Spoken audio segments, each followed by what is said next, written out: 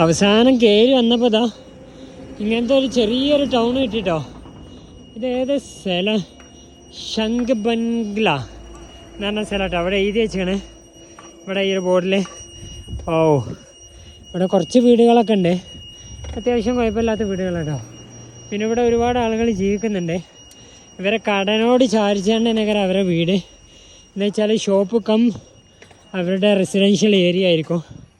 ഇനിയിപ്പോൾ അതാ ചെറിയൊരു ഇറക്കം, ഇതുവരെ കയറ്റായിരുന്നു കേട്ടോ, കണ്ടില്ലേ.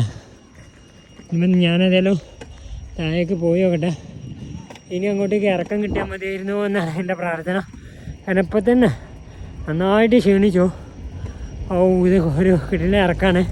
ഇറക്കം വരുമ്പോൾ നമ്മളിങ്ങനെ റിലാക്സ് ആവും. ഇതൊക്കെ ഇതുണ്ടോ, ഇവിടെ കുറച്ച് വീടുകളുണ്ട്. ഇതുവരെ വീടോ ഒന്നുമില്ല, ലാൻഡ് സ്ലൈഡ് ഉണ്ടാവുന്ന ഏരിയകളും ആളും മനുഷ്യനും ഇല്ലാത്ത ഏരിയ കേട്ടോ. ലോറി ഞാനും മാത്രം. അപ്പോൾ പോയോട്ടെ.